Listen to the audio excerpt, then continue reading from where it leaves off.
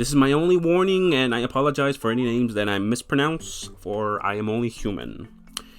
CAF has had 7 presidents since its creation.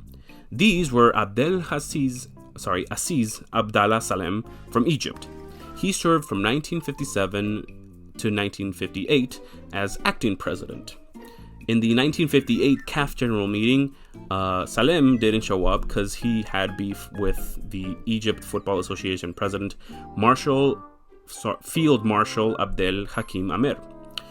Because of this, Abdel Aziz Mustafa from Egypt would become the second president of CAF and would serve from 1958 to 1968.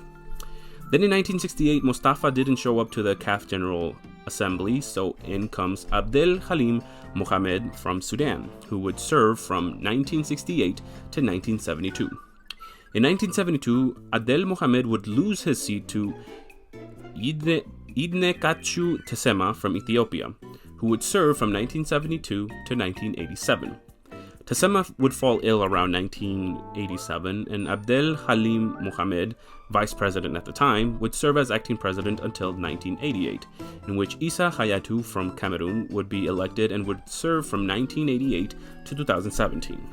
During Hayatou's era, African football really grew to new levels both in the finance world and in the football world for both men and women, and also in the political world, if I'm honest, from what I found.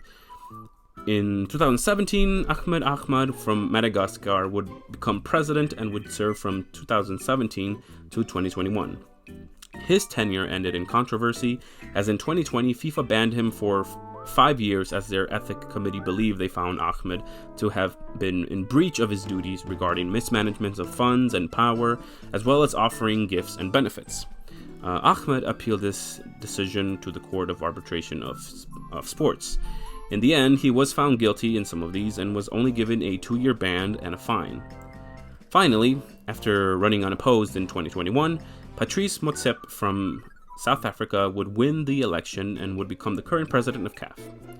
So, yeah, those are the 7 presidents. And all in all, from what I could find, each of them pretty much stayed consistent to really contributing to the football, and it wasn't until Hayatou really came in and really changed the African football, and so much that even to this day we see how African nations have become a thorn on the side of other confederations whenever they play in the World Cup or in even friendlies.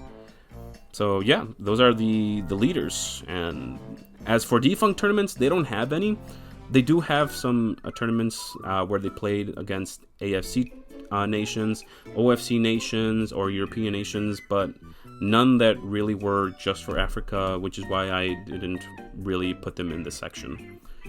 So yeah, the next video is going to be the final chapter in regards to CAF.